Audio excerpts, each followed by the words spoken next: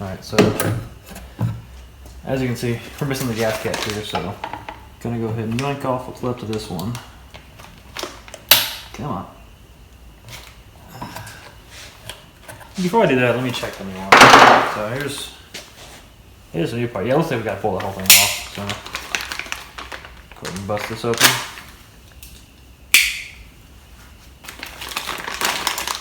Luckily, this is the same gas cap as like a Chevy Cruze or a Malibu or whatever, so it's all the same crap. But yeah, we gotta pull basically that whole thing off. So all right, looks like there's. I can stop dropping stuff. Looks like we got two little tabs in there, so hopefully I can figure out where those are. Try to get that off there. Yeah, not super obvious. So back to prying, I suppose. Trying to break this gas door off. There we go. Perfect. Now this might be challenging. This is going to be probably the hardest install of this whole build, so bear with me. See, I didn't think I could do that. Crazy. Alrighty. Guess I really ought to clean all this out, but no, we'll get to that. On to the next thing. So a cool little trick I learned with wiper blades. So as you can see, these are the ones on, and you can see how they're directional, because when they're on the windshield, you want the wind to push the blade down against the glass. So these actually would not work on an American car, like a left-hand drive car. So to order these, you pretty much gotta import them, or you get something like a Rain-X silicone Enduro, which is also just my favorite wiper blade. These are the best things ever, but as you can see, symmetrical. So these can go on either way, left-hand or right-hand drive, and they're gonna be just fine. So only thing is you gotta talk about the little connector. It comes with these in the pack, of course. These are like 25, 26 bucks a piece. They're kind of expensive, but I've used them for years and they last forever. So absolutely worth the money. So we'll go and put this one on. The one for that side's not in yet. That'll be here tomorrow. So just got the one to do. Now, wiper blades are kind of designed to make you think you don't know what you're doing. They're all different. Every car's got a different style, and you'll think, oh, I can do wiper blades. These are easy. And you'll be standing in the Walmart parking lot trying to change out your blades, and you're like, man, this is way harder than I remember. But I've done enough of these recently that I kind of remember what I'm doing. Give me 6 months and I'll forget, though. I think we're good there. Should be fine. Oh, yeah. Beautiful. I'll leave that one up so I don't forget to change it. That one should be in tomorrow, but yeah. Check the sucker out. She gone. Completely rotted. So, yep. Alright, so I was actually getting ready to change the battery on this, which is back here behind the seats. Kind of a weird spot. And I was pulling that little vent tube out to get it ready, and I noticed something shiny. And so I pulled the carpet back and found a bunch of neat little stuff. Let me show you this. So, I already found this and this in the car when I got it. But all of this was back there under the carpet. So we got another rear cap. It means two. This is the other thing I had. It's a like a cattle ear tagger, I think. I don't really know. Check it out. I got this neat little assortment of coins. I got a 50, 20, a 10, and a 5. There's a little echidna dude on this one. Not sure what that one is. I think it's a dugong. Or a platypus? That's a platypus. And there's a kangaroo and an emu on this one. So that's kind of cool. This one's from like 1968 or something. Yeah, check this out. So, I don't know. That's pretty cool. Makes the car, I don't know. What does that work out to? 20 cents US? I'm kidding. I don't know. Not a lot though, so. Cool. Alright, yeah, it's $1.70 in coins, which at the current exchange rate is just over $1. So our dollar sucks, but their dollar sucks more. So yeah, got $1 off. That's cool. This is kind of a sucky battery to change because you got to kind of lean in. Without a seat here, it's really not bad, but I have a seat here, obviously. So I'll try to get her in. Yep. Really a whole lot of fun. So I want to say really want to get this on first. Otherwise, it's hard to maneuver on there. And you just kind of slide her in place. Come on. You can do it. Kind of wiggle that down. I really should get a tool, I guess. Do that. Should be a 10mm, I believe. Oh yeah, she's loose. Snug that down. I should. Yeah, she good. Put that little lid down because that will not fold over when it's in here. So now the come on. The vent tube here is actually missing its little 90-degree adapter. I don't know if you can see that, but there's a little plug that's supposed to be on this tube that goes into the vent here, so I'm going to have to find one of those. So for now, I'll just tuck this out of the way. But that's just to vent the acid out. Come on. You can see how much fun this is, huh? There she goes. Alright, we should have a strap, and then this comes down, and there's a little, this little two-piece thing. If I remember how this works. Okay. I remember. And the bolt that holds the strap is the same bolt that holds that down. That's actually a 13mm, so I need to get another socket. But this one ought to be a 13mm. Yep, that's it.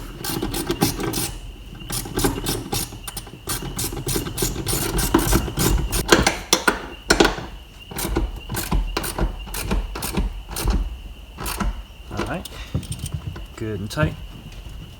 Just like the Germans would want it. Oh, she's making noises now.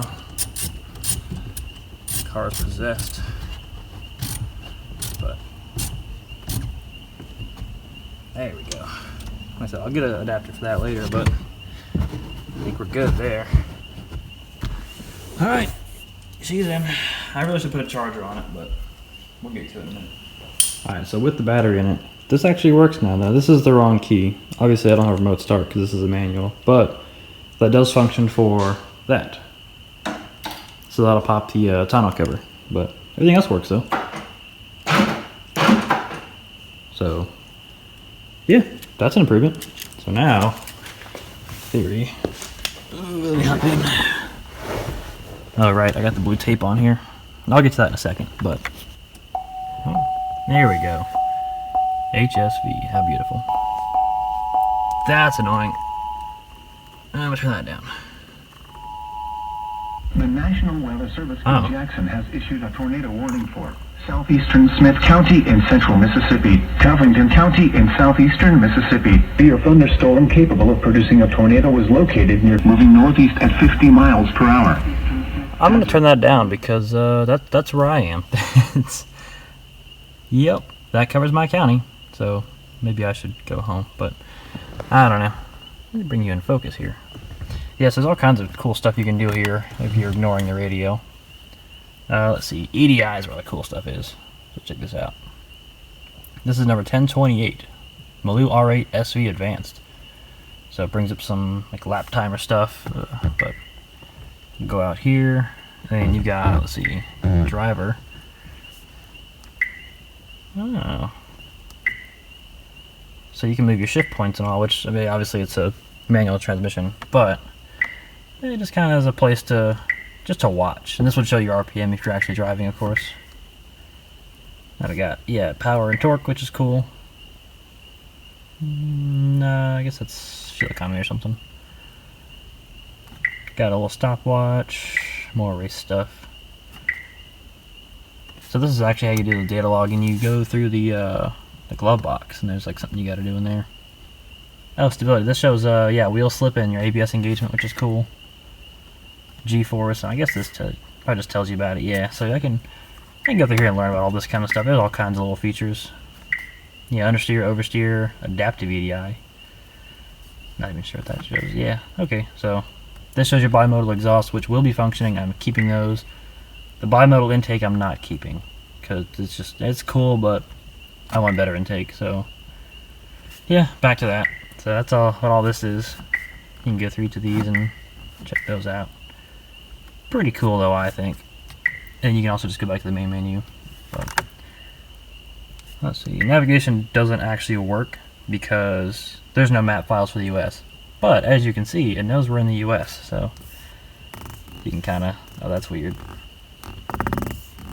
Yeah, it's a bit silly, but you get the idea. Pretty neat. So I'll play some more with this and yeah. So yeah, back to this. I actually applied some glue because the leather was peeling up. I've got a picture that I might insert here. Unless it's, yeah, okay, it didn't stick down that well. Kind of hoping it would do a little better than that, but yeah. Might trim that and try to re-glue it. It's not that bad though. This was sticking like way up here, so that's better, I guess. Let's check this side. This side's a little better. Oh yeah, much better. Oh, that's gonna peel. Let me do just 2 hands actually. This side I've got to redo, but let me get this off 2 hands and maybe I won't have to redo it.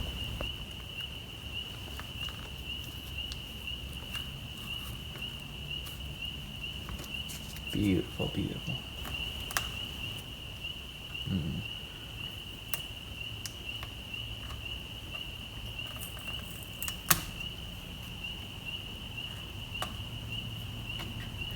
Yeah, now my long-term plan is to have either a new steering wheel or get this one, re-wrapped or something. Because all this up here, as you can see, is just kind of warm. The rest is not too bad. This is pretty ugly, and these have pulled back. Even if I glue them down completely, they're still pulled back, and there's plastic exposed here. And I don't know. It doesn't look that great, but now you used to be able to order just this part, the ring here, and swap in all your internal parts. But those are becoming less and less available new, so I'll have to see what I can do. I don't know. I'm happy with that for now, I guess. I have to get some more of this out, but it's pretty good glue. I'll give it that much. I used like Gorilla Clear Glue. It's basically like E6000 or like Shoe Goo or Goop. It's all the same stuff, really. There we go. Alright, she's good, I think. Good enough. I might re-glue that section down. It's a lot better than it was, though. I'll say that much. Alright, so got the valve springs in. I've already done one of the cylinder heads, but I'm going to go ahead and kind of show you what I'm doing here just so you can see what I'm doing. I've got this tool here, which is just basically a piece of cut steel. A local guy made this for me and actually just gave it to me. Real nice dude. But essentially what you do, run some threads in, and I like to add a little bit of motor oil just to not gall the threads, but just a little bit of lubricant. And then center that over the spring. This is just one of the factory bolts that was used to hold down the rockers. So tighten that up. This is an 8mm. Now you don't see there's a rag under this combustion chamber to hold the valve up, otherwise it'll try to drop. So turn this a few times to kind of compress the spring, and as you can see, it all kind of stays together. So you've got to basically knock it loose. So take your expensive hammer. And there we go. And I'm only losing parts already. Now luckily, the BTR kit comes with all the new keepers and all, so just throwing the old ones in here. But take those out. Loosen this back up. And then this all should come off, and it's all basically trash. Not going to reuse any of this. So you loosen the tool, move it out of the way. So the spring and the retainer would come out. These aren't being reused, so drop those in the box. That leaves the seal, which on this head is actually the spring seat and the valve stem seal. So it's kind of a combination, all one piece. So we're switching to this style, which is an independent spring seat. I have to dust off here. That just sits down over the valve guide. We've got the little Viton seals. As you can see, these are just 2 separate pieces essentially, but that's what that was, it's just one piece. So I really should have soaked these in oil first, but I didn't think about it, so I'm just putting a little bit of oil around the lip, because you really don't want to tear these. You actually got to go back in the engine and change these, and that's not that fun. So these valves are still pretty oily anyway, but a little bit of clean oil, just very gently twist, guide it over the edge. It'll hit the valve seal and pretty much stop. So I'm using, I think this is a 12mm 6-point socket. Fits right over it. You can kind of just force it down. It'll stop. Doesn't go all the way down, but doesn't have to. It just basically presses onto that valve guide. That's what seals it from the oil coming out. Put on the new double springs. Pretty nice piece. Quite shiny. And everyone knows shiny parts are the best parts. The new retainer's got these steps in it. These steps basically line up with each of the springs. These springs aren't directional. You can put them on either way. But, same idea. Put this back down. Now it doesn't want to grab threads immediately, so you kind of have to push down, get a few threads engaged, because you don't want to tear these threads out. And then back down this. Now this is the tricky part. This likes to not line up with the valve stem, and putting the new keepers in can be kind of a pain, but we'll see. Like right now it's pushing the valve down, so I've got to reach under here and force it back out.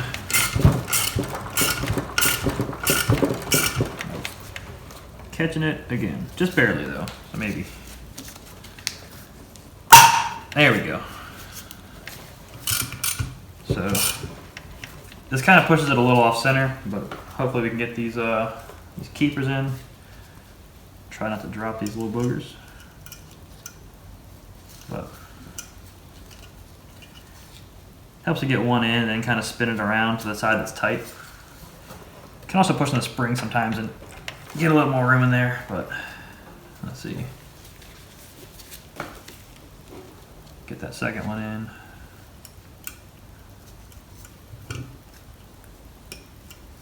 Ooh, just barely. Just barely. But once they're in, let this back up, and it all kind of holds itself in place. And then that's it. You do that 15 more times, or in this case, 7 more times, but helps to double check. But she's good. We'll move on to the next one and keep going from there.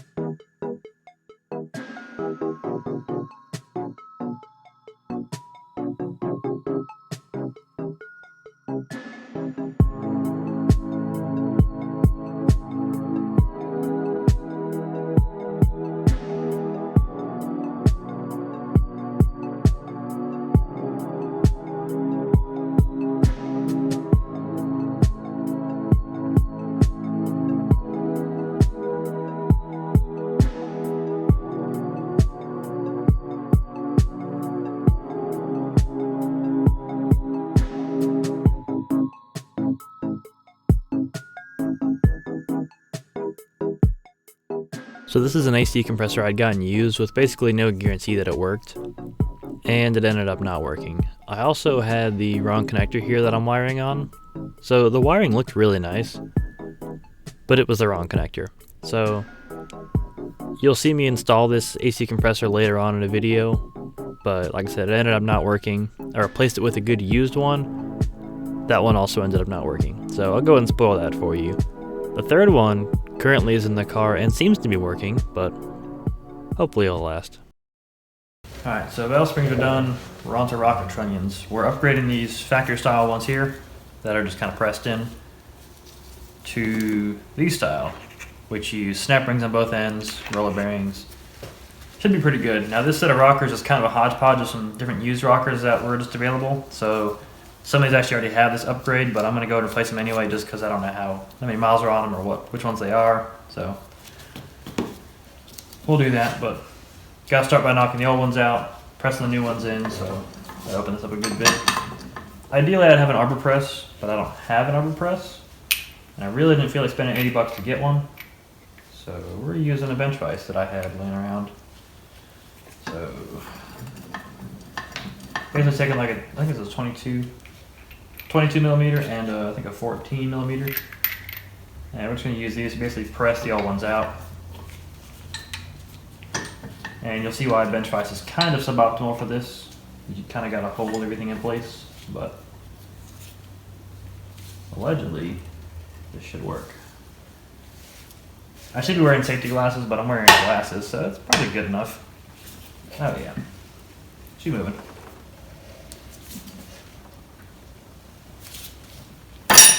Yep, just like that. So what we're left with is, that's the stock trunnion there. These are the stock bearings, and yeah, they're just kind of squished in there. What can happen though, is my glove can come off. The reason I'm changing these though, is because these little needle bearings, if I can pull them out, you can kind of see some there. Those like to fall into the engine and just destroy things, so we're replacing those. They are worthless. We are reusing the castings though, because these rocket castings are fine. And the wear isn't bad on them. There's one or two in here that are a little worn, but really not too bad.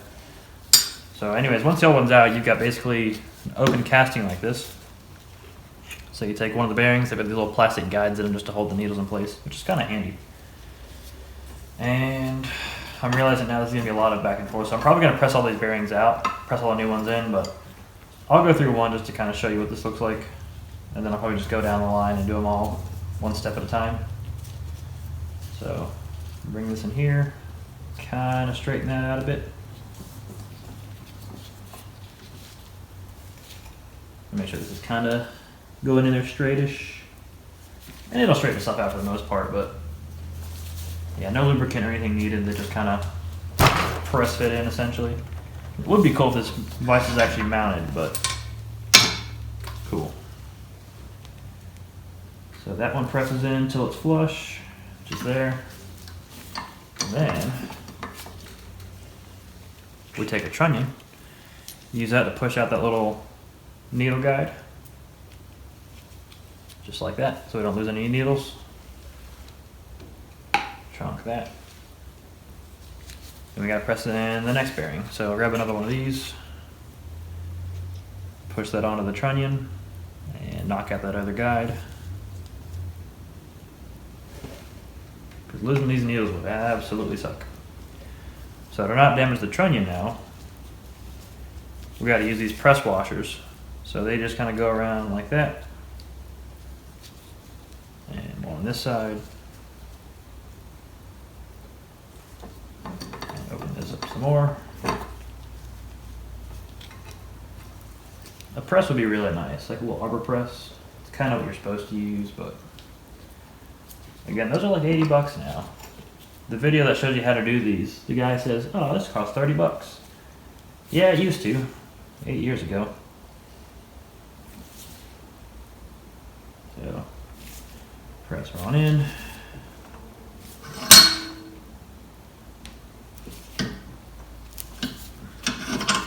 Takes a decent bit of force actually, but once it's flush, that's basically it. Put these back.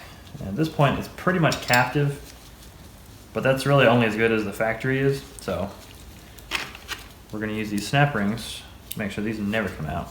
So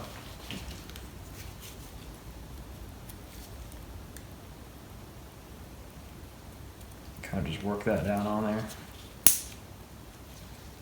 All right. One side in.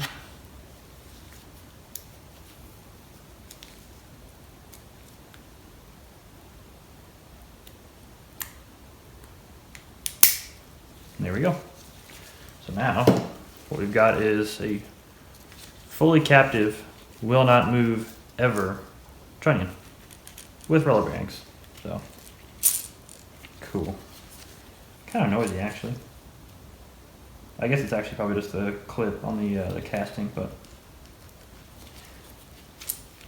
oh yeah, okay. That's all it is.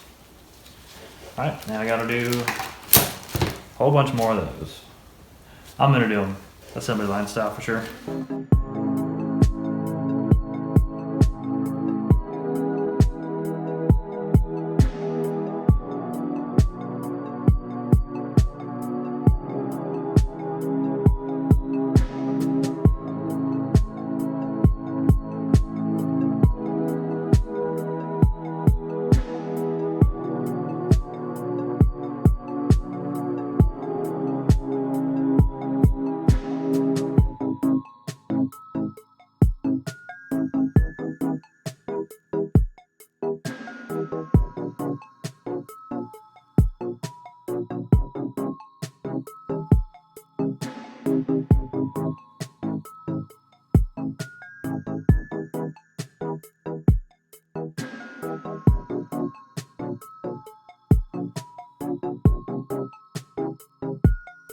Alright, so I got these sort of done. These two are completely done. These are pressed in now, and all I need to do is the snap rings. Problem is, I grabbed these from home, and these kind of suck. So, with load on these actually bent the pins, and they only open about that much. And they need to open up about that much. So, you kind of see those pins are bent. So, I'm going to get over freight tomorrow and get a better set than these. Probably buy a bunch more tools too because I can't control myself. And I'll finish these then. So, I don't know what day we're on now. It's been a while. It's been like a week since I started this. Maybe 2 weeks. I don't know. But, anyways, those are mostly done. These are all done. I'm pretty much just waiting on an engine now, I guess. So, yeah. That's cool. I'm going to go home. Alright, so got some new pliers. These are a lot beefier, so hopefully they'll handle these snap rings. So we'll see if I can get these done today then.